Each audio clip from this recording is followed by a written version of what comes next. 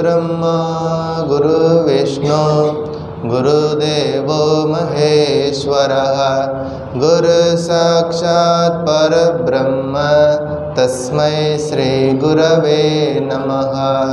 ओम स्थापकाय च धर्मस्य सर्वधर्मस्वरूपिणे अवतार वरिष्ठाय रामकृष्णाय ते नमः। जननीं शारदां देवीं पादपद्मे तयो श्रुत्वा प्रणमामि मुहुर्मुहुः। नमः श्रीयतिराजाय विवेकानन्दसूरये सच्चित्सुखस्वरूपाय त्वमेव माता च पिता त्वमेव बन्धुश्च सखा त्वमेव विद्या द्रविणं त्वमेव सर्वं मम देवदेव त्वमेव सर्वं मम देवदेव।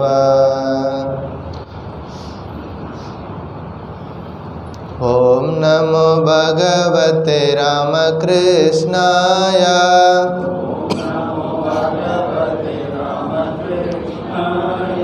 ओम नमो भगवते रामकृष्णाय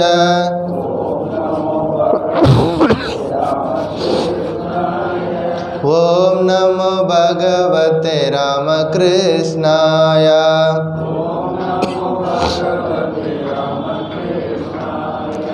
ओम नमो भगवते रामकृष्णाय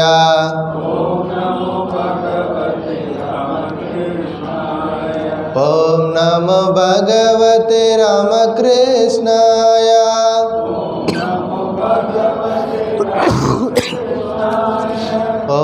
नमो भगवते रामकृष्णाय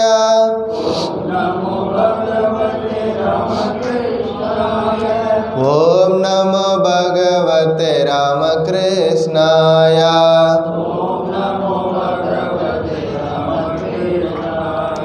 ओम नमो भगवते रामकृष्णाय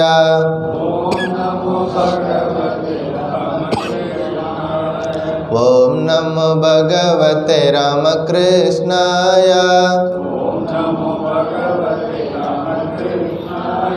ओम नमो भगवते रामकृष्णाय ओम नमो भगवते रामकृष्णाय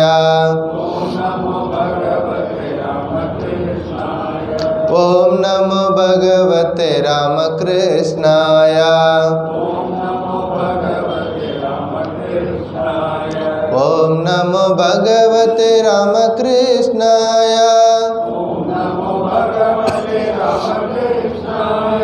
ओम नमो भगवते रामकृष्णाय ओम नमो भगवते रामकृष्णाय ओम नमो भगवते रामकृष्णाय ओम नमो भगवते रामकृष्णाय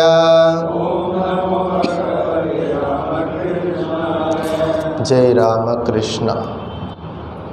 श्रीमद् भगवद गीता ध्यान श्लोकम எல்லாரும் சேர்ந்து சாண்ட் பண்ணுவோம்। ओम पार्थाय प्रतिबोधितां भगवता नारायणेन स्वयं व्यासेन ग्रथितां पुराणमुनिना मध्ये महाभारतम् अद्वैतामृतवर्षिणीं भगवतीम् अष्टादशाध्यायिनीम् अम्ब त्वामनुसन्दधामि भगवद्गीते भवद्वेषिणीं। नमोऽस्तु ते व्यासविशालबुद्धे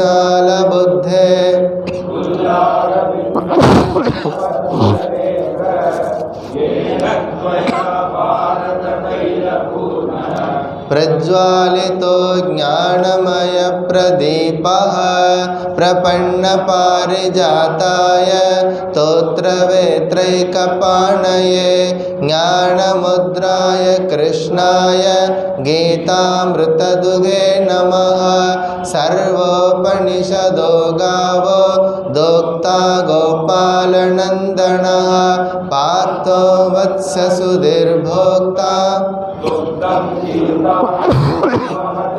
वसुदेवसुतं देवं कंसचाणूरमर्दनं देवकी परमानन्दं कृष्णं वन्दे जगद्गुरु। भीष्मद्रोणदटा जयद्रथजला गान्धारनीलोत्पला शल्यग्राहवती कृपेण वहने अश्वत्थामविकर्णघोरमकरा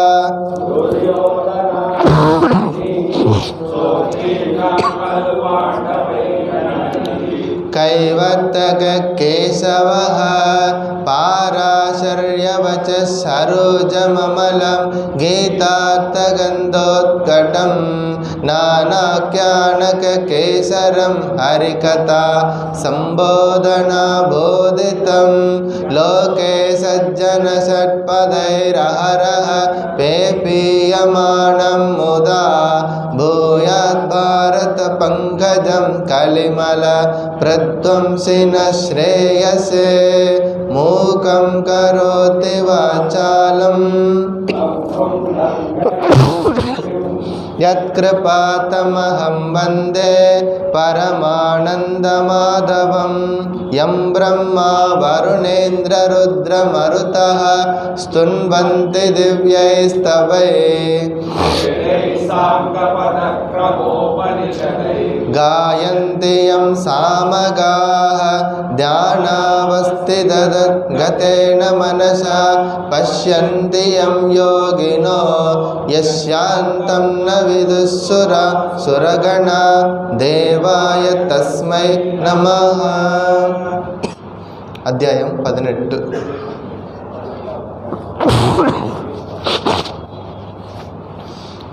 श्लोकम नंबर 1 लेंदु 30 वரைக்கும் சேர்ந்தே சேன் பண்ணுவோம்।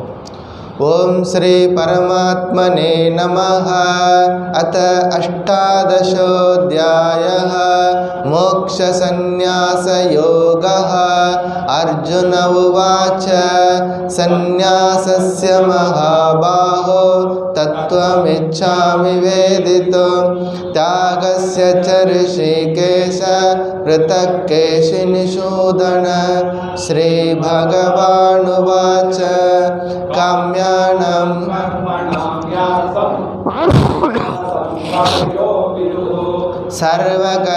सर्वकर्मफलत्यागं प्राहुस्त्यागं विचक्षणाः। त्याज्यं दोषवदित्येके कर्म प्राहुर्मनीषिणः। यज्ञदानतपकर्म न त्याज्यं इति चापरे। निश्चयं शृणु मे तत्र त्यागे भरतसत्तम।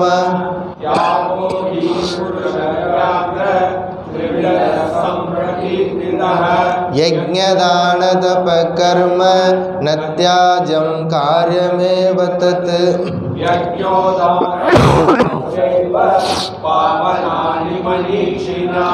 एतान्यपि तु कर्माणि सङ्गं त्यक्त्वा फलानि च कर्तव्यानीति मे पार्थ। नियतस्य तु संन्यास कर्मणो नोपपद्यते। मोहात् तस्य परित्यागः तामसः परिकीर्तितः। दुःखमित्येव यत्कर्म कायक्लेशभयात् त्यजेत्। सकृत्वा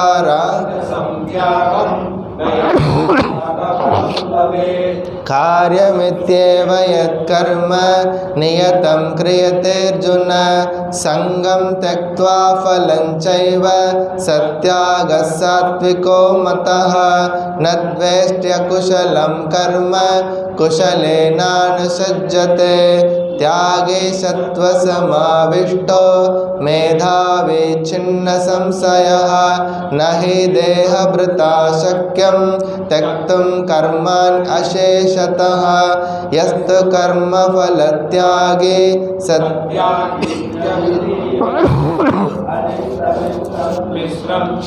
त्रिविधं कर्मणः फलं भवत्यत्यागिनां प्रेत्य पंचैतानि महाबाहो कारणानि निबोध मे सांख्ये कृतान्ते प्रोक्तानि सिद्धये सर्वकर्मणाम् अधिष्ठानं तथा कर्ता करणं च पृथक्विदं विविधाश्च पृथक् चेष्टा दैवं चैवात्र पंचमं शरीरवाङ्मनोभिर्यत् कर्म प्रारभते नरः न्यायं वा विपरीतं वा तस्य हेतवः तत्रैवं सति कर्तारम् आत्मानं केवलं तु यः पश्यत् अकृतबुद्धित्वान् न स पश्यति दुर्मतिः यस्य नाहङ्कृतो भावो बुद्धिर्यस्य न लिप्यते हत्वापि स इमान् लोकान् न हन्ति न निबध्यते ज्ञानं ज्ञेयं परिज्ञाता त्रिविधा कर्मचोदना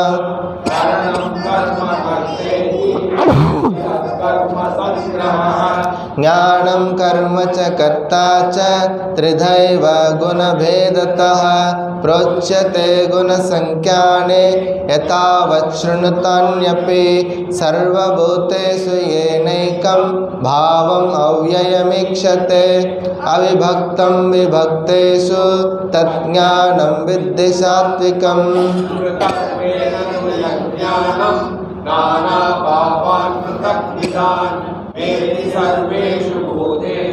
तज्ज्ञानं विद्धि राजसं यत् कृष्णवदेकस्मिन् कार्ये सक्तं हेतुकम् अतत्त्वार्थपकल्पं च तत्तामसमुदाहृतं नियतं सङ्गरहितम् अरागोद्देशदकृतम्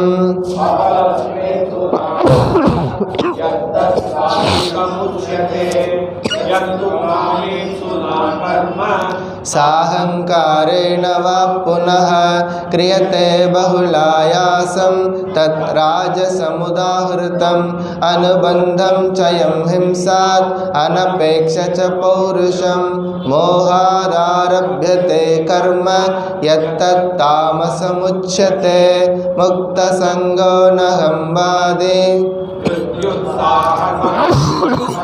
सिद्ध्यो निर्विकार कर्ता सात्विक उच्यते रागे हिंसा वको शुचिः हर्षशोकान्वितः कर्ता राजस परिकीर्तितः अयुक्त प्राकृतस्तब्ध शठो नैष्कृतिको लसः विषादे दीर्घशूद्रे च कर्ता तामस उच्यते बुद्धिर्भेदं धृतेश्चैव गुणतस्त्रिविधं शृणु प्रोच्यमानमशेषेण पृथग्भेन धनञ्जय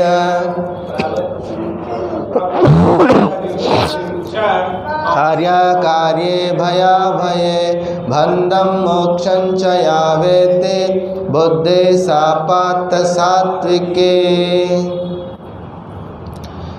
இன்னைக்கு ஸ்லோகா நம்பர் 31. यया धर्ममधर्मञ्च कार्यं चाकार्यमेव च अयतावत् प्रजानाति बुद्धे सा पार्थ राजसी।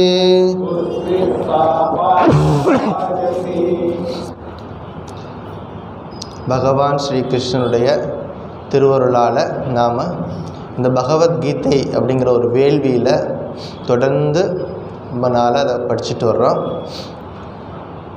இந்த வேள்வியில் இப்போ நாம் இருக்கிற இடம் 18வது அத்தியாயம். 18வது அத்தியாயத்தில் இந்த அர்ஜுனன் கேள்வியோடு அந்த அத்தியாயம் தொடங்குது. அர்ஜுனன் கேள்வி கேட்குறார், பகவானே, சந்நியாசத்திற்கும் தியாகத்திற்கும் வேறுபாடு உண்டா அல்லது இரண்டும் ஒரே பொருளில் இருக்கிறதா? பகவான் ஸ்ரீ கிருஷ்ணர் சொல்கிறார், சந்நியாசம் தியாகம் இரண்டையும் இந்த பகவத்கீதையில் நான் ஒரே பொருளில் சொல்லியிருக்கிறேன் அப்படின்னு சொல்லியிருக்கார்.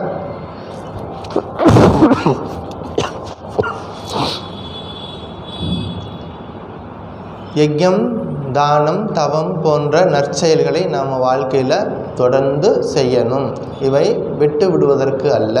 ஏன் செய்யணும் அப்படின்னா, இதை செய்யும் பொழுது இந்த காரியங்கள் நம்மை புனிதமாக்கும். பாவனானி மனிஷினா. அப்புறம் தொடர்ந்து சாத்விகமான சந்நியாசம், தாமசமான சந்நியாசம், ராஜசமான சந்நியாசம் சொல்லிட்டு ஸ்லோகா நம்பர் 12 வரைக்கும் அதை சொல்கிறார். ஒரு சாதாரணமாக இருக்கக்கூடிய ஒரு செயல் எப்படி கர்மாவாக மாறுவதற்கு அடிப்படை நியதிகள் என்ன, இதெல்லாம் சொல்லிவிட்டு 16வது ஸ்லோகத்தில் ஆத்ம தத்துவத்தை எடுத்து சொல்கிறார். அதற்கு பிறகு ஒரு 5 தலைப்புகளை எடுத்துக்கிறார். முதல் தலைப்பு ஞானம். ஞானத்தை 3ஆக பிரிக்கிறார். சாத்விகம், ராஜசம், தாமசம். சாத்விகம் ஞானம் என்பது ஆத்மா ஏகஹா, எங்கும் நிறைந்திருக்கக்கூடிய இறைவன் ஒரே ஒருத்தர் தான். நாம் தான் அவருக்கு வேறு வேறு பேர் வச்சுக்கிறோம்.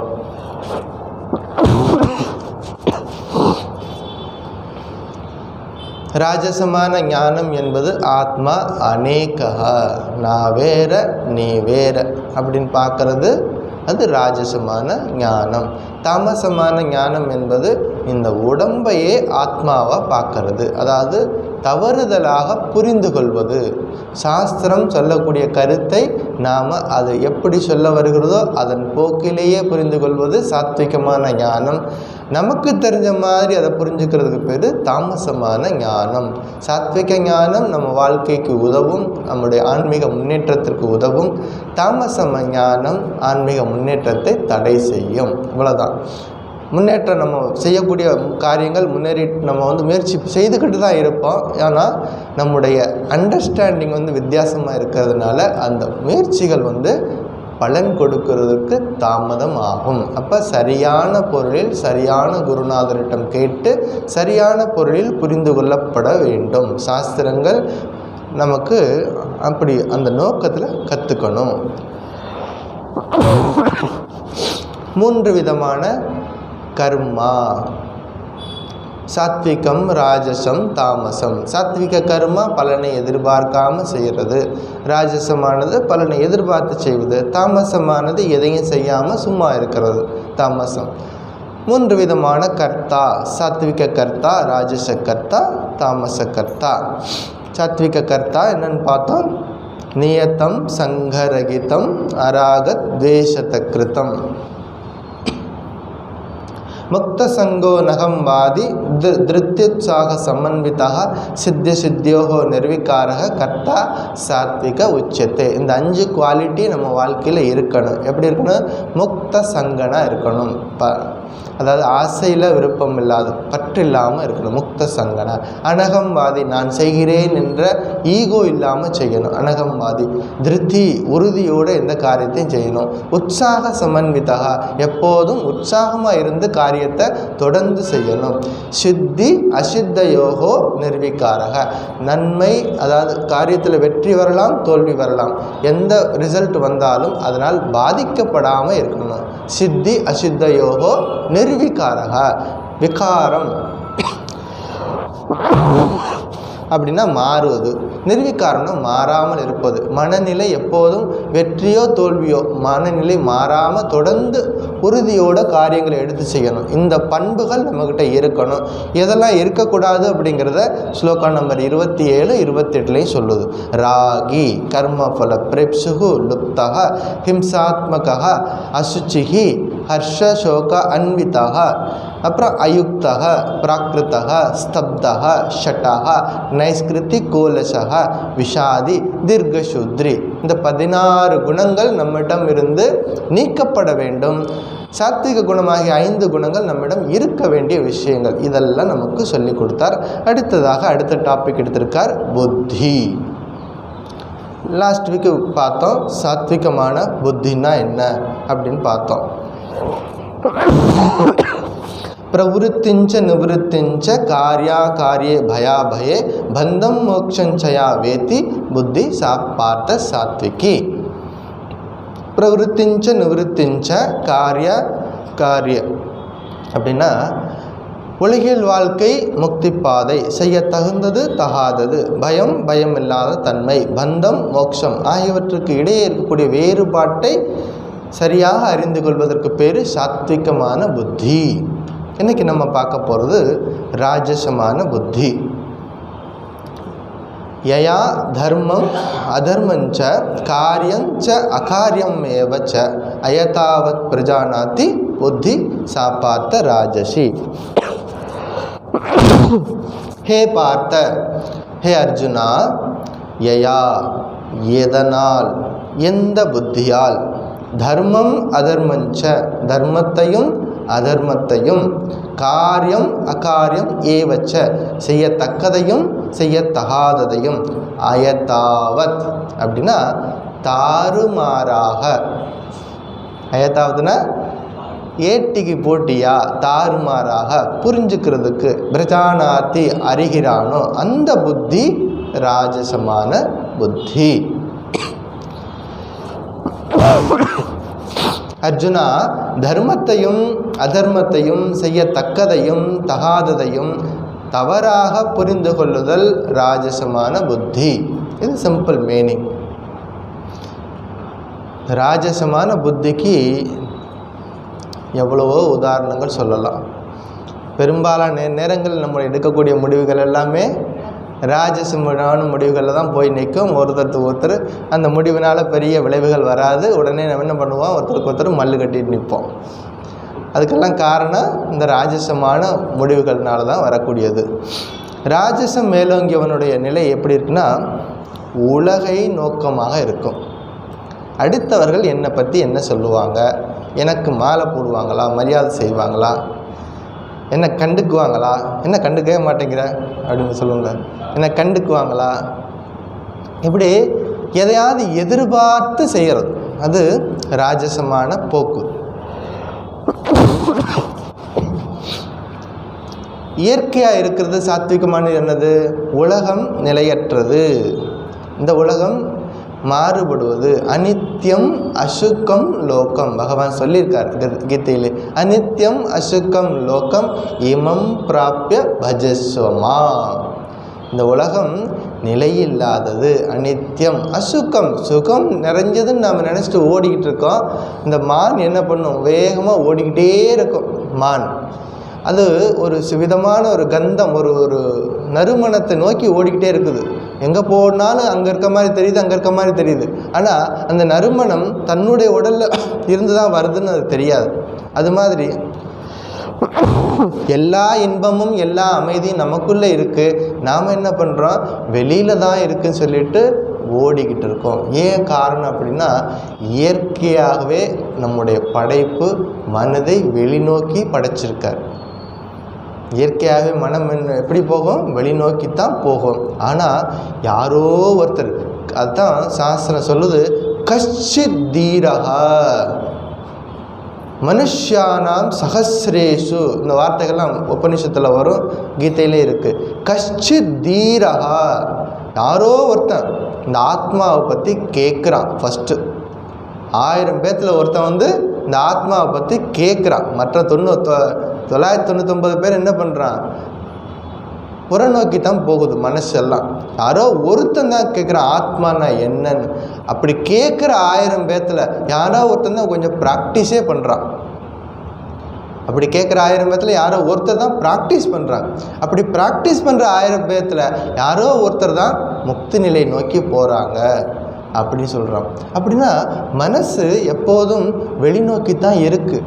மனசு எப்போதும் சொல்லுது இங்கே இல்லை. கண்ணை மூடி உட்காந்தா என்ன சொல்லுது? கண்ணை மூடி நீங்கள் இப்போ கொஞ்சம் நேரத்துக்கு முன்னாடி தியானம் பண்ணணும். எத்தனை பேர்னால நம்மளால் வந்து உட்காந்து கண்ணை மூடி உட்காந்து பகவான் ஸ்ரீ ராமகிருஷ்ணரை தியானம் பண்ண முடிஞ்சது? நமக்கு நாமளே சொல்லிக்குவோம், யாருக்கும் நம்ம சொல்ல வேண்டாம். நமக்கு நம்மளே டெஸ்ட் பண்ணி பார்த்துக்குவோம். ஏன் மனசு வந்து வெளியில் போனால் நம்ம பயிற்சி கொடுக்காமல் இருக்கிறதுனால. நம்ம வேறு விதமாக நம்ம மனசுக்கு பயிற்சி கொடுத்துட்டோம். இன்பம் என்றால் அது வெளியில் இருக்குது. அந்த கடையில் போய் சாப்பிட்டா இன்பம், அந்த பொருளை வாங்கிட்டா இன்பம், அந்த காரில் போனால் இன்பம், அந்த வீட்டில் இருந்தால் இன்பம், இப்படி நாம் மனசுக்கு சொல்லியிருக்கோம். இதெல்லாம் செஞ்சால் நமக்கு இன்பம் கிடைக்கும் அப்படின்னு. அப்படி எல்லாம் இருக்கக்கூடிய இன்பங்கள் எல்லா காலத்துலேயும் வராது. இப்போ எல்லா காலத்துலேயும் நமக்குள்ளே இருக்கக்கூடிய இன்பம், அமைதி, ஆனந்தமும் வெளியில் இல்லை. அமைதியும் ஆனந்தமும் நமக்குள்ள தான் இருக்குது.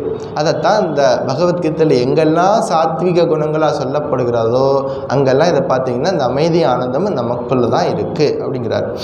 ஸோ அனித்யம் அசுகம் லோகம் இமம் பிராப்பிய பஜஸ்வமாம். அதனால் என்னை எப்போதும் தியானம் செய் அப்படின்னு பகவான் நமக்கு சொல்லி கொடுக்குறார். உலகியல் இன்பங்கள் எல்லாம் வெளியில் இருக்குன்னு ஓடாத, இன்பங்கள் எல்லாம் உனக்குள்ளேயே இருக்கிறது அப்படிங்கிறது சொல்கிறார். அப்புறம் இந்த ராஜசமான புத்தி இருப்பவர் இவருடைய கண்ணோட்டம் மாறுபட்டு கொண்டே இருக்கும். ஒரு நிலையாக இருக்காது. ஒரு நிலையான முடிவு இவர் எடுக்க மாட்டார். இன்றைக்கி ஒரு முடிவு எடுப்பார், நாளைக்கு போய் இதே நபரை போய் பார்த்தீங்கன்னா வேறு ஒரு விதமான முடிவு எடுத்திருப்பார். இன்றைக்கு ஒரு முடிவு எடுத்திருப்பார், ஒரு டெசிஷன் எடுத்திருப்பார், நாளைக்கு இதே நபர் வேறு மாறுபட்ட ஒரு முடிவு எடுப்பார். அதனால் இவர் வந்து மாறுபட்டு கொண்டே இருக்கக்கூடிய ஒரு மனசு. அதனால் தெளிவான முடிவு எடுக்க முடியாது. அதுதான் ராஜசமான புத்தி. இவருக்குன்னு ஒரு லட்சியமும் இருக்காது. இன்னைக்கு இதை பெருசாக சொல்லுவார், நாளைக்கு வந்து பார்த்திங்கன்னா வேறு ஒன்று சொல்லுவார். அப்போ லட்சியத்துலேயும் குறைபாடு இருக்குது. லட்சியம் என்பது எப்போதும் மாறாதது, கடைசி வரைக்கும் மாறாதது. அப்போ லட்சியத்துலேயும் மாற்றம் இருக்குது. அதாவது எந்த புத்தி, எந்த அறிவு சந்தேகத்தில் உள்ளதோ அதுக்கு பேர் ராஜசம். எந்த புத்தி அல்லது எந்த அறிவு சந்தேகம், அதாவது சஞ்சல புத்தி, சம்சய புத்தி. சாத்விக ஞானத்தில் பார்த்தோம் சம்யக் ஞானம் அப்படின்னா அது சாத்விகம். சம்யக் ஞானம். இங்கே சம்சய புத்தி அப்படின்னா ஒரு திடமான புத்தி கிடையாது, ஒரு மாறுபட்டு கொண்டே இருக்கக்கூடிய ஒரு புத்தி. சம்சயம், எப்போதும் சந்தேகமாக இருக்கிறது. பெரும்பாலான இடங்களில் பிரச்சனைகள் வர்றதுக்கு காரணம் இந்த சம்சய புத்தினால தான். ஒருத்தருக்கு ஒருத்தர் நம்பிக்கை இல்லாமல், ஒருத்தருக்கு ஒருத்தர் வந்து ஒரு புரிந்துகொள், சரியான புரிந்துகொள் இல்லாமல் வாழ்க்கையிலையும் சரி, அலுவலகங்கள்லையும் சரி, எல்லா இடங்கள்லையும் இந்த சம்சய புத்தி தான் நமக்குள்ள ஒரு வேறுபாட்டை தோற்றுவித்து பெரிய பிரச்சனைகளுக்கு கொண்டு போய் சேர்க்கிறது. இந்த சம்சய புத்தி ராஜசமானதுன்னு தெரிஞ்சுக்கணும். அப்போ நம்ம எதை நோக்கி போகணும்? சாத்விகமான நிலையை நோக்கி நாம் போகணும். அப்புறம் எதையும் தெளிவாக அறிந்து கொள்ளாத புத்தி, அரைகுறை. அரைகுறையான அறிவு ஆபத்தை தரும். அரைகுறையான அறிவு ஆபத்தில் தான் போய் முடியும். அப்போ தெளிவான அறிவு வேணும். அப்புறம் எந்த விஷயத்துலையும் ஒரு உறுதியான ஒரு நிலைப்பாடு இருக்காது. இதெல்லாம் வந்து ராஜசமான போக்கு. துரியோதனன் வாழ்க்கை எடுத்துக்குவோம். உதாரணத்திற்கு துரியோதனன் பாண்டவர்களை சூதுக்கு கூப்பிட்டான், விளையாட்டு. துரியோதனனுக்கு அந்த விளையாட்டு நல்லதுன்னு தோணுது. அதனால மற்றவர்களையும் விளையாட கூப்பிட்றான். பாண்டவர்களையும் கூப்பிட்டு உட்கார வச்சு விளையாடி என்ன ஆச்சு? எல்லாருக்கும் நமக்கு கதை தெரியும், மகாபாரதம். அவனை பொறுத்த வரைக்கும் அந்த விளையாட்டு நல்லதுன்னு நினைக்கிறான். ஆனால் அந்த விளையாட்டு தீமையானது என்பது அவனுக்கு தெரியாது. இதுதான் வந்து மாற்றி புரிஞ்சுக்கிறது. அதை வந்து தர்மமாக நினச்சி பண்ணால் அது அதர்மம். மற்றவங்களையும் சேர்த்து அந்த அதர்மத்தில் கொண்டு போய் சேர்த்துட்டான். அந்த மாதிரி இருக்கிறது ராஜசமான போக்கு. அது வந்து ஒரு ஆன்மீக சாதகனுக்கு இருக்கக்கூடாது.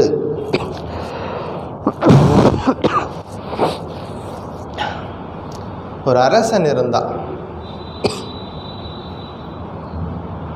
அவன் என்ன பண்ணுவான், காலையில் எழுந்த உடனேயே அரண்மனையில் மேலே இருப்பான். எழுந்த உடனேயே ஜன்னலை திறந்து ஜன்னல் வழியாக முதல்ல பார்ப்பான். அன்னைக்கு அந்த வழியாக யார் போகிறாங்களோ அவங்க முகத்தில் முழிப்பான்.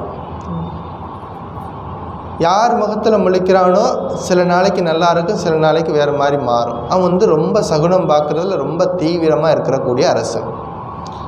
ஒரு நாள் கண்ணை மூடிக்கிட்டே ஜன்னல் பக்கத்தில் நிற்கிறான். ஜன்னலை திறக்கிறான். திறந்து பார்க்குறான், ஒரு விவசாயி அந்த வழியாக கிராஸ் பண்ணி போகிறார். கையில் கலப்பையோட விவசாயி போகிறார்.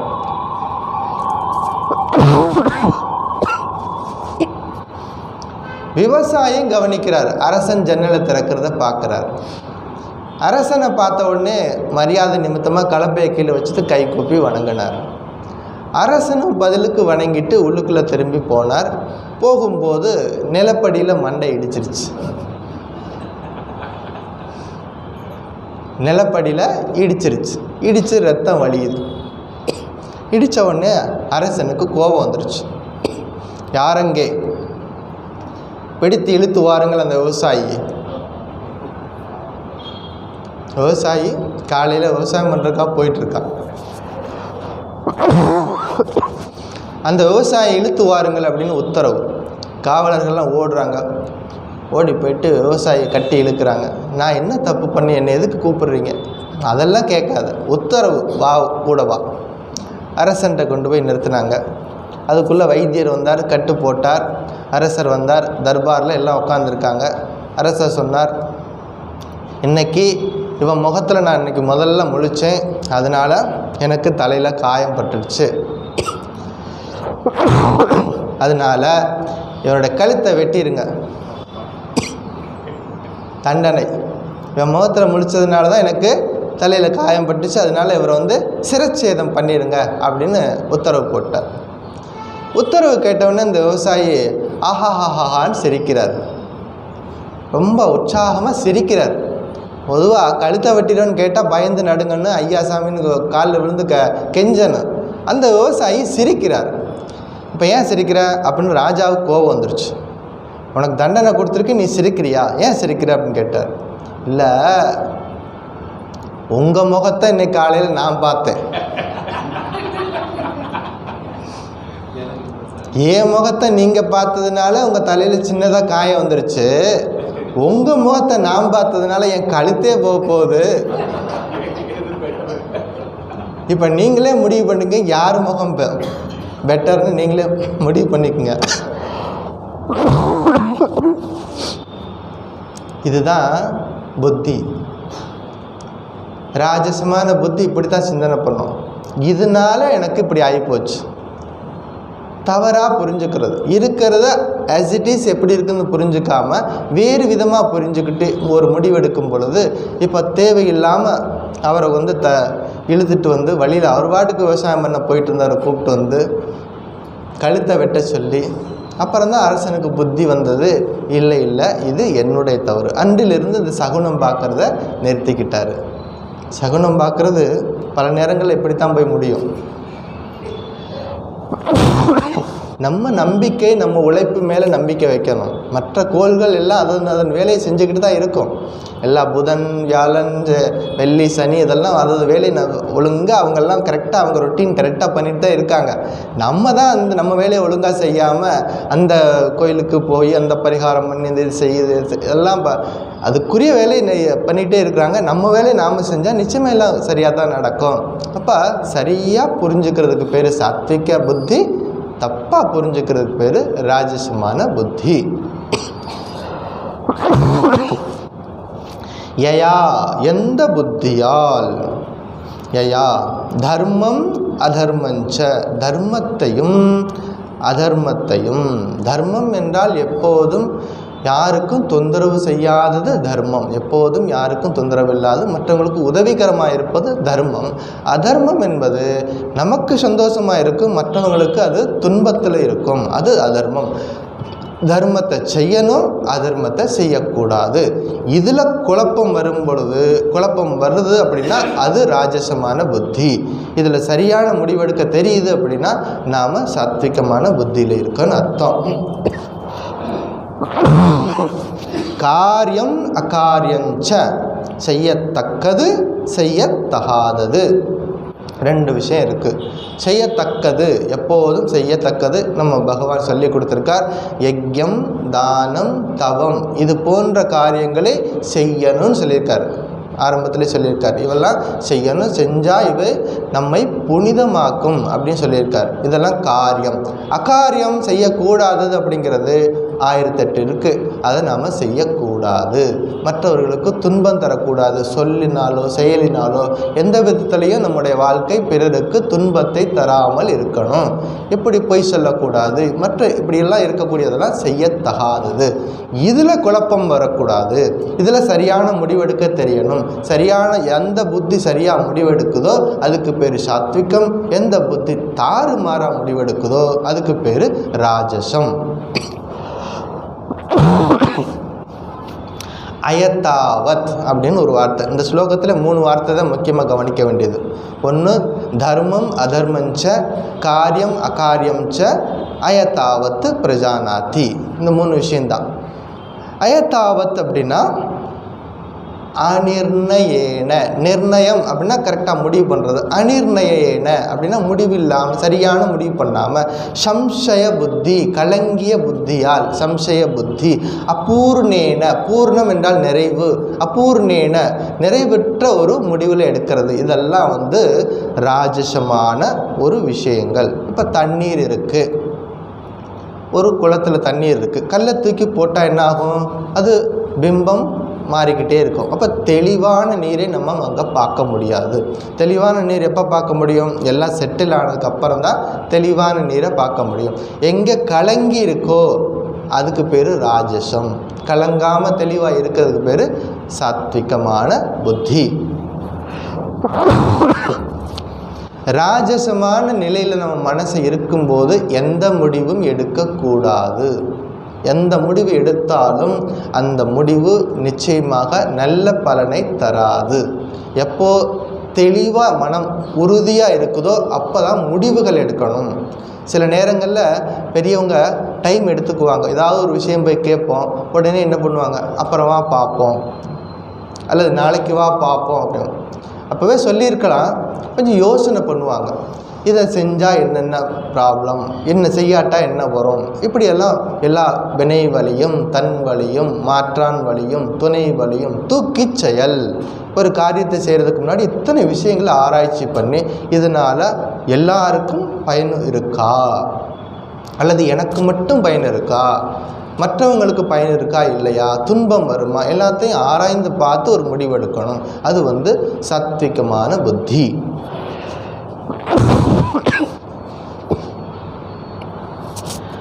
இந்த ராஜசமான புத்தி இருக்கிறவங்களோட உழைப்பில் நேர்மை இருக்காதுன்னு சொல்லுவாங்க. நேர்மையான உழைப்பு இருக்காது. எப்போதும் எப்படியாவது பணம் சம்பாரித்தா போதும் அப்படிங்கிற ஒரு புத்தி. எப்படியாவது பணத்தை சம்பாரித்தா போதும், எப்படியாவது மகிழ்ச்சியை இருந்தால் போதும் அப்படின்னு நினைக்கிறது ராஜசம். இப்படித்தான் நீதிப்படி தான் என்னுடைய வாழ்க்கை இருக்கணும், நீதிப்படி தான் என்னோட பணத்தை சம்பாதிக்கணும், நீதிப்படி தான் என்னுடைய வாழ்க்கை இப்படி போகணும் அப்படிங்கிறது சாத்விகமான புத்தி. இப்படி இருக்கிறதெல்லாம் நம்ம ராஜசனை புரிஞ்சுக்கிறோம். இந்த ராஜசமான புத்தி இருக்கிறவங்க மற்றவங்க பொருளை அபகரிக்க துடிப்பார்கள். மற்றவர்கள் பொருளை எப்படியாவது அடுத்த வீட்டில் என்ன நடக்குங்கிறத அவங்களோட மொத்த கான்சன்ட்ரேஷன். நம்ம வீட்டில் என்ன நடக்குங்கிறத விட அடுத்த வீடு எதிர்த்த வீட்டில் என்னென்ன நடக்குது, அங்கே என்ன நடக்குது, அதெல்லாம் ரொம்ப டீட்டெயிலாக ஒரு லிஸ்ட்டு போட்டு வச்சுக்குவாங்க. அங்கே என்ன நடக்குது, யார் யார் வந்தால் போனால் எவ்வளோ சம்பாதி, இதெல்லாம் இதுதான் அவங்க. ஏன்னா மனம் எப்படியாவது வெளியிலேருந்து என்ன நினைக்கிறாங்க? ஆனந்தம் வெளியில் இருக்குது. அதான் பிரச்சனையே. ஆனந்தம் வெளியில் இருக்குதுன்னு நினைக்கிறதுனால தான் மற்றவங்க விஷயத்தில் போய் மூக்க நுழைக்கிறோம். மற்றவங்க விஷயத்தில் நம்ம மூக்க நுழைக்கிறதுனால நமக்கு நிம்மதி வராது. இவங்க என்ன பண்ணுவாங்க? ராஜசமான புத்தி இருக்கிறவர்கள் பிறருக்கு உதவி செய்வது போல நடிப்பார்கள். ஆனால் உண்மையில் உதவி நடந்திருக்காது. பார்வைக்கு உதவி செய்கிற மாதிரி இருக்கும். உண்மையிலேயே அங்கே உதவி என்பது நடந்திருக்காது. அது நடிப்பாக போயிடும்.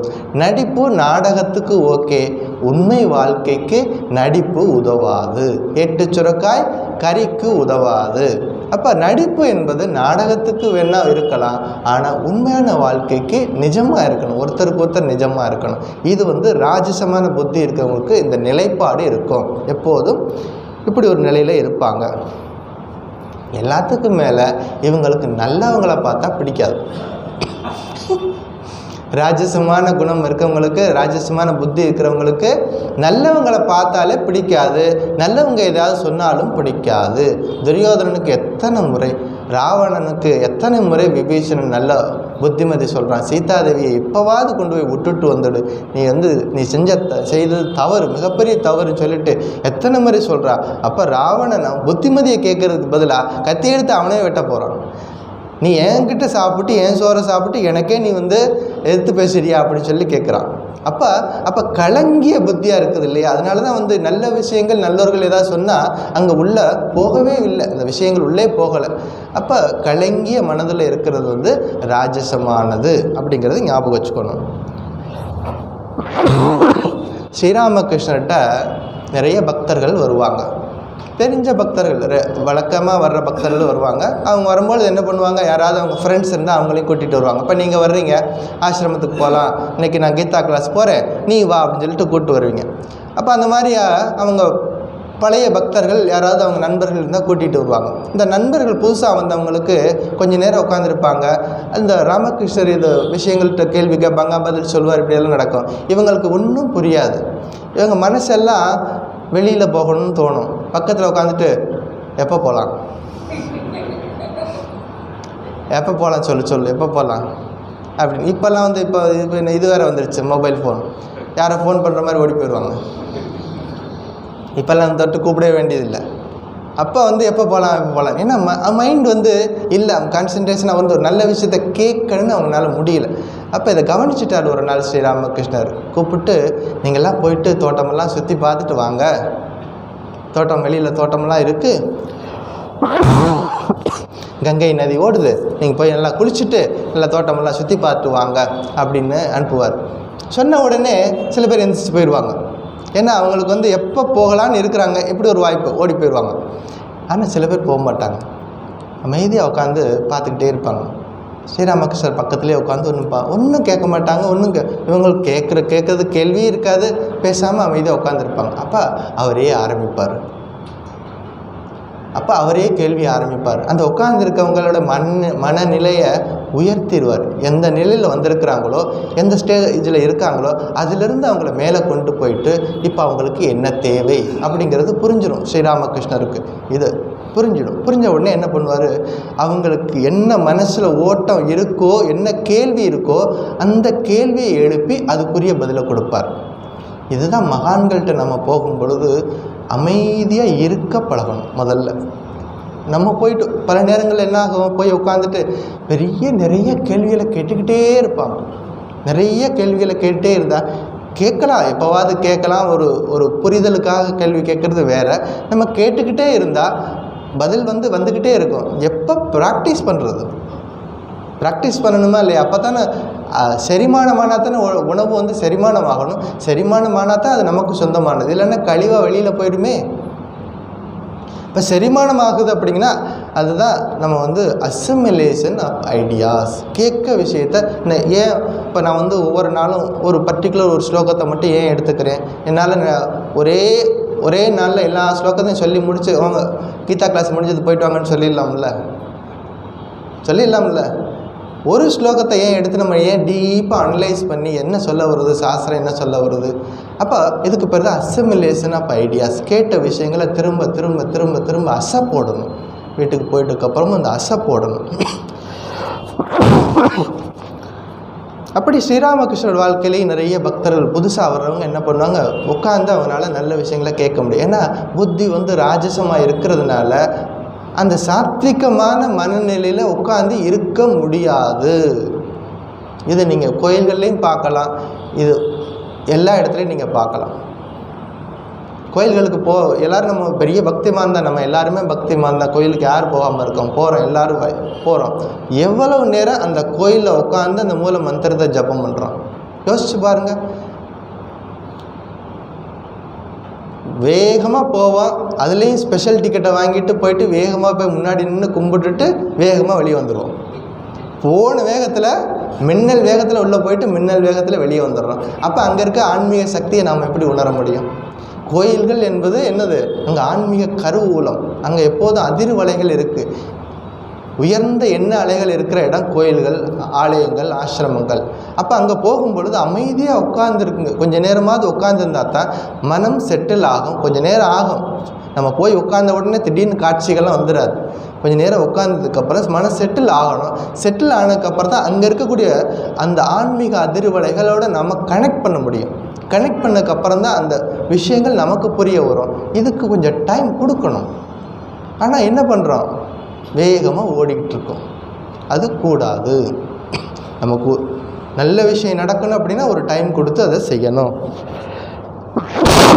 எல்லாத்துக்கும் மேலே ராஜசமான வழியில் ஈட்டக்கூடிய பணம் நல்ல காரியத்துக்கு போகாது. ஏன்னா எப்படியாவது சம்பாரித்தா பரவாயில்லன்னு பணத்தை சேர்த்தோம்னா அது எப்படியாவது தான் போகும். அது நல்ல காரியங்களுக்கு, உயர்ந்த விஷயங்களுக்கு போய் சேராது. எங்கேயாவது வேறு ஒரு விதத்தில் நம்மிடமிருந்து அது போயிடும். எவ்வளோ வேகமாக நமக்கு உள்ளே வந்துச்சோ, நம்ம பாக்கெட்டு நிறைச்சதோ அதே ஸ்பீடில் வெளியிலையும் போயிடும். உழைச்ச காசு எப்போதும் நமக்குள்ளே இருக்கும். தண்ணி காசு தண்ணியோட, பால் காசு பாலோட, அப்படியெல்லாம் சின்ன வயசில் சொல்லி கொடுத்துருக்காங்க. அப்போ உழைச்ச காசு எப்போதும் நம்மளை விட்டு போகாது, அது நம்மளை காப்பாற்றும் அப்படிங்கிறது. இப்போ சாத்விகமான புத்தி, ராஜசமான புத்தி. நேற்றைக்கு விநாயகர் சதுர்த்தி எல்லோரும் கொண்டாடினீங்களா? விநாயகர் சதுர்த்தி சின்னதாக பெரியதோ உங்கள் அளவுக்கு சக்திக்கு தகுந்த மாதிரி வீட்டில் கொண்டாடி இருப்பீங்க. விநாயகர் சதுர்த்தி அன்னைக்கு கோயிலுக்கெல்லாம் போயிருப்பீங்க. விநாயகர் நிறைய வீட்டில எல்லாம் அவல் பொரி கடையிலெல்லாம் வச்சு விநாயகரை வழிபாடு செஞ்சுருப்பீங்க. மோதகமெல்லாம் கொடுத்துருப்பீங்க, கரும்பு கொடுத்துருப்பீங்க, இதெல்லாம் நடந்திருக்கும். இதில் எல்லாம் நாம் எப்பவும் குறையே வைக்க மாட்டோம், பகவானுக்கு நல்லபடியாக பார்த்துக்குவோம். ஆனால் இந்த விழாக்கள் ஏன் வருது? இந்த செலிப்ரேஷன் வருஷம் பூரா கொண்டாடுறோம், நம்ம ஆயுசு முழுவதும் கொண்டாடுறோம். ஒவ்வொரு வருஷமும் இந்த மாதத்தில் வரக்கூடிய சதுர்தசி அன்னைக்கு நமக்கு விநாயகர் சதுர்த்தி வருது. ஒவ்வொரு வருஷமும் இதை நம்ம கொண்டாடுறோம். ஏன் கொண்டாடுறோம்? இந்த செலிப்ரேஷன் செய்கிறதுனால என்ன லாபம்? ஆன்மீகமாக நான் ஏதாவது முன்னேறி இருக்கிறேன்னா? சென்ற ஆண்டு விநாயகர் சதுர்த்தியிலிருந்து இன்னைக்கு வரைக்கும் என்னிடம் ஏதாவது ஆன்மீகமாக முன்னேற்றம் இருக்கா, நடந்திருக்கா, ஏதாவது நடந்திருக்கா அப்படின்னு அனலைஸ் பண்ணி பார்க்கணும். பார்க்கறதுக்கு உண்டான சூழ்நிலையை உருவாக்குறது தான் இந்த விழாக்கள். நம்முடைய முன்னோர்கள் டைரெக்டாக இதெல்லாம் சொல்லாமல் விழாக்கள் அப்படிங்கிற ஒரு விஷயம் மூலமாக நமக்கு சொல்ல வர்றாங்க. டைரெக்டாக சொல்லாமல் குழந்தைகளுக்கு மருந்து கொடுக்க போகிறேன், இங்கே வா உட்காரு, உனக்கு மருந்து கொடுக்க போகிறேன்னு சொன்னால் எந்த குழந்தையும் குடிக்காது. மருந்து எடுத்த உடனே என்ன ஆகும்? சில குழந்தைங்க சங்கில் மருந்து ஊற்றின உடனே சில குழந்தைங்க வியான்னு அழுக ஆரம்பிச்சிடும். ஏற்கனவே தெரிஞ்சு போச்சு, முதல் நாள் இந்த சங்கில் மருந்து கொடுத்தாங்களா, அடுத்த நாள் சங்கு எடுத்தாலே போதும் என்னதை குழந்தைங்க அழுக ஆரம்பிச்சிடும். அது மாதிரி நம்ம நல்ல விஷயங்கள் நான் சொல்ல போகிறேன் வா அப்படி சொன்னால் நம்ம செய்ய மாட்டோம். அதுக்காக இந்த மாதிரி விழாக்கள் மூலமாக, பண்டிகைகள் மூலமாக உயர்ந்த கருத்துக்களை நமக்கு இன்டைரக்டாக நமக்கு சொல்லி கொடுக்குறாங்க. பழனி ஏன் படியேறி போய் முருகனை போய் தரிசனம் பண்ணணும், அதில் ஏதோ 1008 நல்ல விஷயங்கள் நமக்கு சொல்லி வச்சுருக்காங்க. இப்போ விநாயகர் சதுர்த்தி அப்படிங்கிறது அவர் நமக்கு நிறைய விஷயங்களை சொல்லி கொடுக்குறார். ஏன் இந்த சதுர்த்தி கொண்டாடுறோம் அப்படின்னா, கஜமுகன் அப்படின்னு சொல்லிட்டு ஒரு அசுரன் இருந்தான். கஜம் அப்படின்னா யானை, யானை முகத்தில் ஒரு அசுரன் இருந்தான்.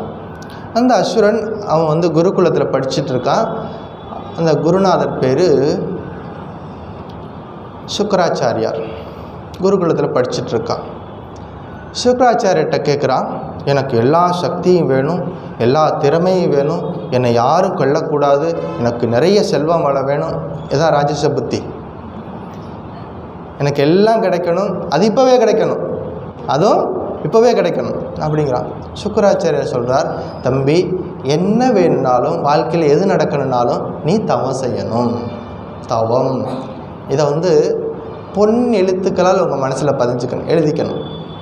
மாற எப்பவும் அழியாமல் இருக்கணும். தவம், தபஸ். வாழ்க்கையில் ஏதாவது நடக்கணும், முன்னேற்றம் நடக்கணும், ஒரு உயர்வு வரணும் அப்படின்னா தவம் வேணும். அது சன்னியாசியாக இருக்கட்டும், இல்லறத்தில் இருக்கட்டும், மாணவனாக இருக்கட்டும், யாராக இருந்தாலும் எந்த நிலையில் இருந்தாலும் அவரவர் நிலையில் தவம் செய்தே ஆக வேணும். அப்போ குருநாதர் சொல்கிறார், நீ தவம் செய்யணும். உட்கார்ந்து தவம் செய்கிறார். யார்? அசுரன், கஜமுக அசுரன் தவம் செய்துக்கிட்டே இருக்கார். நிறைய சக்தி வருது. தவம் செய்தால் தான் சக்தி வரும், அதுவும் உண்மை, மறுக்க முடியாத உண்மை. மிளகாயை கடித்தால் காரம், இனிப்பு சாப்பிட்டா இனிக்கும். தவம் செய்தால் தவ ஆற்றல் வரும், அதில் மாற்றம் கிடையாது. நல்லவனோ கெட்டவனோ யார் தவம் செஞ்சாலும் தவத்திற்குரிய ஆற்றல் வரும். ஆனால் சாத்விகமானவர்கள் அந்த தவ சக்தியை நல்ல வழியில் பயன்படுத்துவார்கள். ராஜசமான மனிதர்கள், தாமசமான குணம் உடையவர்கள் அதை மற்றவர்களை தொந்தரவு செய்வதற்காக பயன்படுத்துவார்கள். இங்கே தான் விஷயம். தவம் யார் செஞ்சாலும் அதற்குரிய பலன் உண்டு. அந்த மனநிலை, யாருடைய மனநிலை எப்படி இருக்கோ அதற்கு ஏற்ப அதனுடைய விளைவுகள் இருக்கும். இந்த அசுரன் தவம் பண்ணிக்கிட்டே இருக்கார். சிவபெருமான் காட்சி கொடுக்குறார். காட்சி கொடுத்து, உனக்கு என்ன வேணும்? தவம் யார் செஞ்சாலும் சிவபெருமான் வந்துடுவார். அவர் பார்த்துக்கிட்டே இருக்க மாட்டார், தவம் செய்கிறவங்களை பார்த்துட்டு இருக்க மாட்டார். கடினமான தவம் செய்கிறாங்க, அப்போ அவர் உடனே வரம் கொடுக்க வருகிறார். உனக்கு என்ன வேணும்? அப்போ அசுரன் வந்து அடுக்கிக்கிட்டே போகிறான். எனக்கு இதெல்லாம் நடக்கணும், இதெல்லாம் நடக்கணும் கேட்குறான். கடைசியாக சொல்கிறான், என்னை எந்த ஆயுதத்தாலையும் கொல்லக்கூடாது அப்படின்னு கடைசியாக கேட்குறான். சரி தந்தேன் சொல்லிட்டு போயிட்டார். தவம் வரம் கிடைச்சதுக்கப்புறம் சும்மா இருப்பான? அசுரர்களுக்கு தலைவன் ஆயிட்டான், ராவணன் ஆயிட்டான். அசுரர்களாக தலைவன் ஆகிட்டு என்ன பண்ணுறான்? எல்லாரையும் கூப்பிட்டு தொந்தரவு பண்ணுறது, நல்லவர்களை போய் தொந்தரவு பண்ணுறது, தேவர்களுக்கு துன்பம் கொடுக்கறது, இப்படியே பண்ணிக்கிட்டே இருக்கான். ஒரு நாள் என்ன பண்ணுறான்? தேவர்கள் எல்லாரையும் கூப்பிட்டு வர சொல்லி அவன் முன்னாடி தோப்பு கர்ணம் பட சொல்கிறான். டெய்லி என்ன பண்ணணும்? டெய்லி இங்கே வரணும், என் முன்னாடி வந்து 1000 தோப்பு கர்ணம் போட்டு போகணும் அப்படின்னு ஒரு உத்தரவு போடுறான். எவ்வளோ கொடூரம் பாருங்கள், இந்த மனசு எப்படியெல்லாம் போகுது. அவங்க இவனோட துன்பம் தாங்க முடியாமல் பகவான்கிட்ட போய் முறையிடுறாங்க மகாவிஷ்ணுக்கிட்ட. மகாவிஷ்ணு சொல்கிறார், இதுக்கு சரியான தீர்வு காணணும்னா நீ வந்து விநாயகரை தான் நீ வணங்கணும், விநாயகர்கிட்ட போய் சொல்லுங்கள். விநாயகர்கிட்ட போய் சொல்கிறாங்க. விநாயகர் வருகிறார். உடனே விநாயகர் பெரிய உருவம் எடுத்து அந்த அசுரனோட சேர்ந்து சம்ஹாரம் நடக்குது, ஒரு போர் நடக்குது. எல்லா பலத்தையும் பயன்படுத்தி விநாயகர் அவர் வந்து ஒன்றும் பண்ண முடியலை, கொல்ல முடியலை. அப்போ சிவபெருமான் அங்கே தோன்றுகிறார். தோன்றி சொல்கிறார், அவனை எந்த ஆயுதத்தாலையும் நீ அழிக்க முடியாது, அது என்னுடைய வரம் அப்படின்னு சொல்லிட்டார். அவனால் எந்த ஆயுதத்தாலையும் நீ அவனை கொல்ல முடியாது. அப்போ தான் விநாயகர் என்ன பண்ணுறார்? தன்னுடைய ஒற்றை தந்தத்தை ஒடித்து அவனை சம்ஹாரம் செய்கிறார். முழுவதுமாக அழிக்காமல் அந்த அசுரனை என்ன பண்ணுறாரு? கட்டுப்பாட்டுகளை கொண்டு வர்றார். அந்த அசுரன் தான் மூஷிக வாகனமாக இருக்கார். அந்த அசுரன் தான் எலி வாகனமாக அவர் பக்கத்திலே இருந்து எப்போதும் அவருக்கு கட்டுப்பாட்டுகளை வச்சுக்கிறார். அசுர சக்திகளை, அசுர எண்ணங்களை நம்மளால் அழிக்க முடியாது. அசுர எண்ணங்களை என்ன பண்ணணும்? கட்டுப்பாட்டுகளை அண்டர் கண்ட்ரோலில் வச்சுக்கணும். இதுதான் விஷயம், இதுதான் நீதி. இந்த கதையெல்லாம் நம்ம கேட்போம், நல்லா இருக்கும் கேட்குறதுக்கு. கதைக்குள்ளே இருக்க மெசேஜை மட்டும் விட்டுடக்கூடாது, கரெக்டாக புரிஞ்சுக்கணும். அதுதான் சாத்விகமான புக்தி. அப்போ கதைக்குள்ளே என்ன மெசேஜ் இருக்குது? அசுர குணங்கள் நமக்குள்ளே இருக்குது. அந்த அசுர குணங்கள் தலையெடுக்காமல் பார்த்துக்கணும். அந்த அசுர குணங்கள் சத்துவ குணத்தை வந்து தொந்தரவு பண்ணாமல் பார்த்துக்கணும். அசுர குணங்கள் நம்ம கண்ட்ரோலில் இருக்கணும். அதுதான் வந்து விநாயகர் தத்துவம். இது புரியணும். ஒரு செலிப்ரேஷன் வரும்பொழுது இது ஞாபகம் வரணும். மோதகம் செய்யும்போது, வீட்டை கூட்டி பெருக்கும்போது, கோலம் போடும்போது இது ஞாபகத்துக்கு வரணும். இந்த கருத்துக்கள் ஞாபகத்துக்கு வரணும். எவ்வளோ விஷயங்கள் சொல்லி கொடுக்குது இந்த செலிப்ரேஷன். தேங்காய் உடைக்கிறோம் பிள்ளையாருக்கு.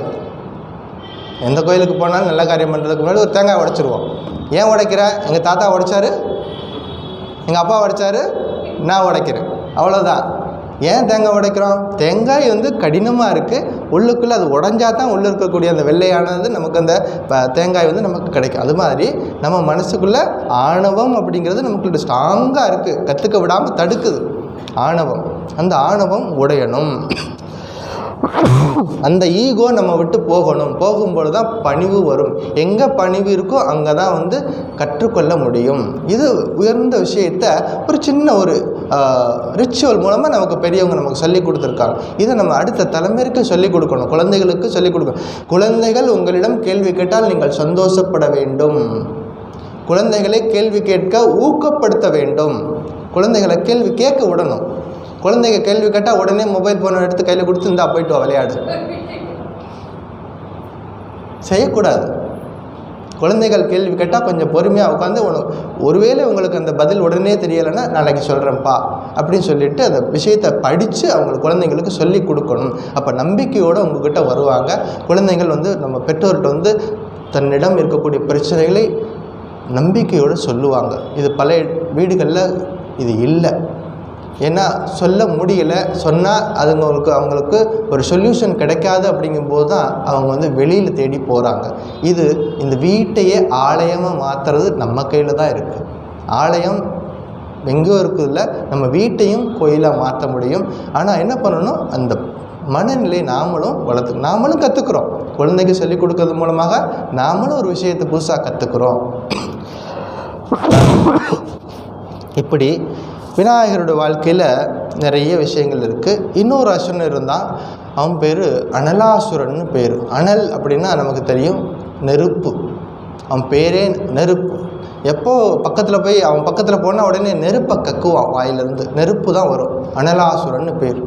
அவனுக்கு தவம் செஞ்சுக்கிட்டே இருக்கான். தவம் செஞ்சு நம்ம ஏற்கனவே பார்த்தோம், யார் தவம் செஞ்சாலும் தவத்திற்குரிய பலன் உண்டு. தவம் செய்கிறான், அவனுக்கு நிறைய வரமெல்லாம் கிடைக்கிது.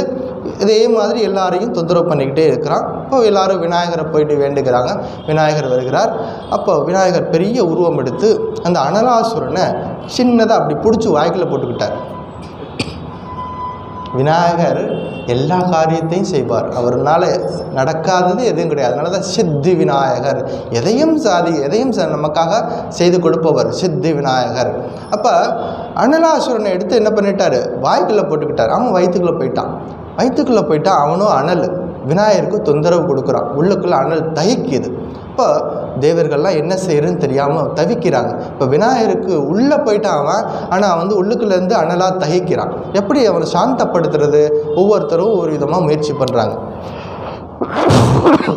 சில பேர் தாமரை மலர்களை கொண்டாந்து போடுறாங்க. சில பேர் அவங்களால என்னெல்லாம் முடியுமோ எல்லாம் செஞ்சுக்கிட்டே இருக்காங்க. ஆனால் விநாயகருக்கு அந்த தகிப்பு, இந்த வெப்ப அலைகள் அவரால் தாங்க முடியாத ஒரு தொந்தரவை கொடுத்துக்கிட்டே இருக்கான். அப்போ அந்த ஒரு வேதியர்கள் வர்றாங்க. அவங்க வந்து ஒரு யாகம் பண்ணுறதுக்காக வர்றாங்க. யாகம் பண்ண கொண்டு வந்த அந்த பொருட்களோட ஒரு அருகம்புல் கட்டு அங்கே இருக்குது. அதை எடுத்து அந்த அருகம்புல் கட்டை எடுத்து விநாயகர் கொடுக்குறாங்க. அந்த அருகம்புல்லை சாப்பிட்றாரு. உடனே சாந்தமாயிருது. அன்றிலிருந்து தான் அந்த அருகம்புல் விநாயகரோட வழிபாட்டில் வந்துச்சுன்னு சொல்லிட்டு ஒரு கதை சொல்கிறாங்க. அதாவது எந்த ஒரு பொருளும் சின்னதாக இருந்தாலும் அதுக்குன்னு ஒரு பயன்பாடு இருக்குது. அதுக்குன்னு ஒரு மரியாதையோடு அந்த பொருளை பயன்படுத்தும் போது நிச்சயமாக அதுக்கு ஒரு உயர்வு உண்டு. நாம் நினைக்கிறோம் பெரிய பெரிய காரியங்களை செய்கிறவங்க தான் பெரிய மனிதர்கள் நம்ம நினைக்கிறோம். அப்படி கூடாது. எல்லாருக்கிட்டையும் சக்தி இருக்குது, எல்லாருக்கிட்டையும் திறமை இருக்குது. சின்ன குழந்தை கூட ஒரு பெரிய சொல்யூஷனை கொடுக்க முடியும். நமக்கு தெரியாதது, நம்மளால் ஒரு கன்க்ளூஷனுக்கு வர முடியாத விஷயங்களை ஒரு சின்ன குழந்தை கூட நம்ம சொல்ல முடியும். அப்போ அந்த இடத்துல அந்த குழந்தை ஒரு முக்கியத்துவம் பெறுகிறது. ஒரு சின்ன பொருள் கூட நம்ம வாழ்க்கையில் ஒரு பெரிய மாற்றத்தை கொண்டு வர்றதுக்கு உதவி செய்யலாம். அப்போ சின்னதா பெருசா அப்படிங்கிறது முக்கியம் இல்லை, அதுக்குரிய மரியாதையோடு பயன்படுத்துகிறோமா. அன்னை சாரதா தேவி வாழ்க்கையில் ஒரு நிகழ்ச்சி. ஒரு நாள் என்ன பண்ணுறாங்க, ஒரு அம்மா வீட்டை கூட்டிகிட்டே இருக்கிறாங்க. கூட்டி முடிச்சோன்னு அந்த விளக்கு மாற்ற அப்படி தூக்கி எறிகிறாங்க. இது பல இடங்களில் வீட்டில் அன்றாட நடக்கிறது தான். வீட்டை கூட்டி பெருக்கி முடித்த உடனே அந்த விளக்குமாறு அப்படி தூக்கி எரிஞ்சிட்டு போகிறாங்க. இதை அம்மா சாரதா அம்மா பார்க்குறாங்க. பார்த்துட்டு சொல்கிறாங்க, அந்த விளக்குமாறு உனக்கு உதவி செஞ்சதா இல்லையா? வீட்டை கூட்டி பெருக்கிறதுக்கு அந்த இடத்தெல்லாம் சுத்தம் பண்ணுறதுக்கு உதவி செஞ்சதா இல்லையா? அதை தூக்கி எறிகிறதுக்கு எத்தனை நிமிஷம் ஆச்சோ, எத்தனை செகண்ட் ஆச்சோ, அதே அளவு டைம் தான் ஆகும் அதை கொண்டு போய் எடுத்த இடத்துல வைக்கிறதுக்கும். ஆனால் நாம் ஏன் அது செய்கிறதில்ல? அது என்னமோ அது தேவையில்லாத ஒரு பொருள் மாதிரி தூக்கி எறிஞ்சோம். நாளைக்கு காலையில் அசுத்தமாக இருந்தால் கூட்டுறதுக்கு அந்நேரத்துக்கு தேடிட்டு தான் இருப்போம். அப்போ அதுக்குரிய மரியாதை கொடுத்து செய்யணும். இதெல்லாம் நம்ம வாழ்க்கையில் கற்றுக்கொள்ள வேண்டிய நிறைய விஷயங்கள் இருக்குது. ஸோ விநாயகர் சதுர்த்தி நல்லபடியாக நேற்று கொண்டாடினோம். இந்த மாதிரி ஒவ்வொரு முறையும் ஏதாவது விழாக்கள் வரும் பொழுது ஞாபகம் வச்சுக்கணும், நம்ம ஆன்மீகமாக நம்முடைய வாழ்க்கையில் முன்னேற்றம் இருக்கா, நமக்கு நாமளே செக் பண்ணி பார்த்துக்கணும். செக் பண்ணி பார்த்துக்கிறதுக்காகத்தான் இந்த மாதிரி விழாக்கள் வருது. கடைசியாக ஒரு சின்னதாக ஒரு குட்டி கதை சொல்லி முடிச்சிடலாம். 4 பேர் நண்பர்கள். ஒரு காட்டில் 4 பேர் நண்பர்கள் இருந்தாங்க. யாரெல்லாம் 4 நண்பர்கள்? ஒரு காக்கை, ஒரு எலி, ஒரு மான், ஒரு ஆமை. நண்பர்கள் யாராரு? காக்கை, ஒரு எலி, ஒரு ஆமை, ஒரு மான். 4 பேர் ஃப்ரெண்ட்ஸ் காட்டுக்குள்ளே இருக்கிறாங்க. ஒன்றா சாப்பிடுவாங்க, தூங்குவாங்க, விளையாடுவாங்க, சந்தோஷமாக இருப்பாங்க. ஒரு நாள் மான் வெளியில் விளையாட போன மான் நேரம் ஆச்சு, நேரம் ஆகியும் வரவே இல்லை, தன்னுடைய இருப்பிடத்துக்கு வரலை. இப்போ மற்ற 3 நண்பர்களும் தேடிக்கிட்டே இருக்காங்க, மானை காணுமே மானை காணுமேன்னு தேடி தேடி பார்க்குறாங்க. அப்போ மற்ற 2 பேர் சொன்னாங்க காக்கைக்கிட்ட, உன்னால் தான் பறந்து போக முடியும், நீ போய் பாரு, எங்கே மான் எங்கேயாவது விபத்தில் மாட்டிக்கிச்சா போய் பார்த்துட்டு வா. காக்கை வேகமாக பறந்து போச்சு. காட்டுக்குள்ளே ஒரு இடத்துல பார்க்குது, இந்த மான் ஒரு வேடனுடைய வலைக்குள்ளே மாட்டி கிடக்கு. வேடன் ஒரு வலை விரிச்சிருந்தா அந்த வலைக்குள்ளே இந்த மான் மாட்டிக்கிச்சு.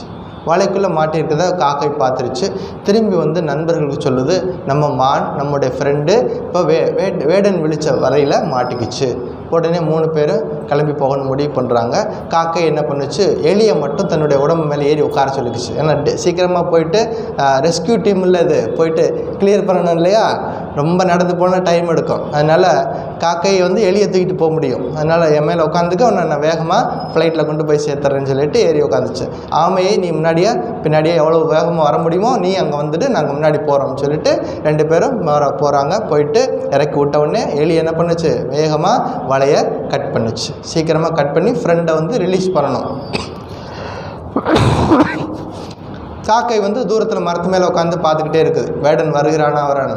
அப்போ பார்த்துக்கிட்டே இருக்குது, வேடன் வந்துக்கிட்டே இருக்கிறான். வேடன் வர்றான், சீக்கிரம் வேலையை முடி, வந்துகிட்டே இருக்கான், பக்கத்தில் வந்துட்டான், இவ்வளோ டிஸ்டன்ஸில் வந்துட்டு இருக்கான்னு சொல்லி கமெண்ட்ரி கொடுத்துக்கிட்டே இருக்குது காக்கை. அப்போது எலி வேகமாக வேலையை நடந்துகிட்டே இருக்குது. ஒரு கட்டத்தில் கம்ப்ளீட்டாக கட் பண்ணிடுச்சு, வலையை கட் பண்ணிடுச்சு. மானை ரிலீஸ் பண்ணிச்சு. மான் ஓடிப்போச்சு. வேடன் பார்க்குறான், வலை இருக்குது, மானை காணோம். அதுக்குள்ளே எலி ஓரமாக ஒதுங்கிருச்சு, காக்கை மேலே போய் உட்காந்துக்குச்சு.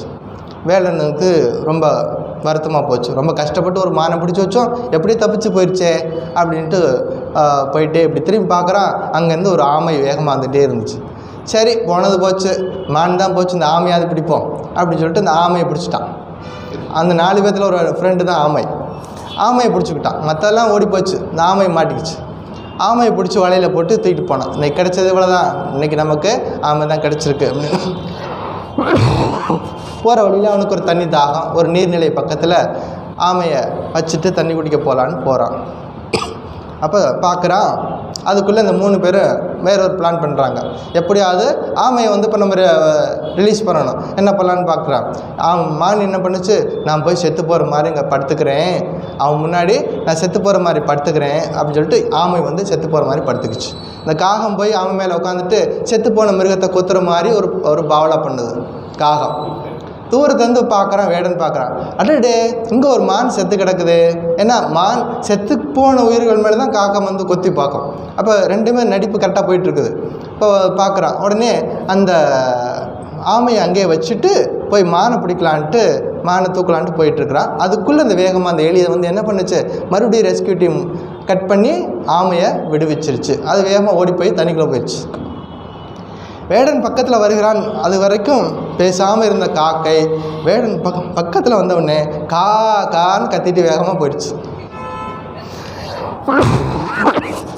சத்தம் கேட்டவுடனே மான் என்ன பண்ணிச்சு, துள்ளி குதித்து ஓடி போச்சு. இப்போ எல்லாரும் தப்பிச்சு அவங்கவுங்க இடத்துக்கு போய் சேர்ந்துட்டாங்க. இதுக்கு பேர் தான் சத்விகமான புத்தி. புத்தி சாதுரியம். புத்தி நமக்குள்ள புத்தி வேலை செய்யணும், சரியான நேரத்தில் சரியான முறையில் புத்தி வேலை செய்யணும். இந்த மாதிரி நமக்கு சின்ன வயசுலேயே இதெல்லாம் நம்ம எலிமெண்ட்ரி ஸ்கூலில் சொல்லிக் கொடுக்கக்கூடிய கதைகள் தான். ஆனால் இதுக்குள்ளே எவ்வளவு 1008 நன்மை செய்யக்கூடிய விஷயங்கள் நமக்குள்ளே இருக்குது. ஆனால் இது சொல்லி கொடுக்கணும். குழந்தைகளுக்கு இந்த மாதிரி கேள்விகள் கேட்க வைக்கணும், அவங்கள கேள்வி கேட்க சொல்லணும், நாம் சொல்லி கொடுக்கணும். இது செய்ய வேண்டிய தலையாய கடமை. சுவாமி விவேகானந்தர் சொல்வார், இந்தியா ஏன் அடிமைப்பட்டுச்சுன்னு சொல்லிட்டு ஒரு பெரிய லிஸ்ட்டு போட்டார். நம்ம ஏன் ஆயிரக்கணக்கான வருஷங்களாக நம்ம ஏன் அடிமையாக இருந்தோம் அப்படிங்கிறதுக்கு லிஸ்ட்டு போட்டே வர்றாரு. அதில் ஒரு விஷயம் சொல்கிறாரு, நம்முடைய பழம்பெரும் விஷயங்களை அடுத்த ஜெனரேஷனுக்கு நம்ம சொல்லி கொடுக்காம விட்டது ஒரு காரணம். நம்முடைய பழம்பெரும் விஷயங்களை நமக்கு பெரிய விஷயங்களாக இருக்கக்கூடிய நம்ம அந்த விஷயங்களை அடுத்த ஜெனரேஷனுக்கு நாம் சரியாக பாஸ் பண்ணாமல் விட்டதுனால அவங்களுக்கு நல்லது எதுன்னு தெரியலை, கெட்டது எதுன்னு தெரியலை, வேறு இடம் நோக்கி போக ஆரம்பிக்கிறாங்க. இது பெரிய தவறு. இதை நம்ம அவசியம் செய்யணும். இது சுவாமி நீங்கள் தானே பண்ணணும் அப்படின்னா எல்லாரும் சேர்ந்து தான் செய்யணுது. ஊர் கூடி தேர் இழுக்கணும். ஒவ்வொருத்தர்னாலையும் சில காரியங்கள் செய்ய முடியும். எல்லாத்தையும் ஆசிரமமே போய் செய்யணும்னு எதிர்பார்க்கக்கூடாது. ஆசிரமம் இருக்குது, ஆசிரமத்தினால எவ்வளோ முடியுமோ அது சமுதாயத்துக்கு செய்வோம். மற்றவங்களை சேர்ந்து செய்யும்போது தான் ஒட்டுமொத்த சமுதாயமும் நல்ல நிலைக்கு வரும். ஸோ இன்றைய தலைப்பு ராஜசமான புத்தி. என்ன ஸ்லோகம்?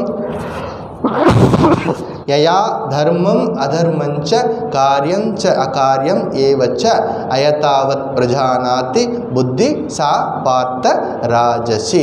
ராஜச புத்தி நமக்குள்ளே இருக்கக்கூடாது, சாத்விகமான புத்தி நமக்குள்ளே இருக்கணும். அடுத்த வாரம் தாமச புத்தியை பற்றி பார்ப்போம். ஓம் சாந்தி சாந்தி சாந்தி. ஹரி ஓம் தத் சத். ஸ்ரீராமகிருஷ்ணார்ப்பணமஸ்து.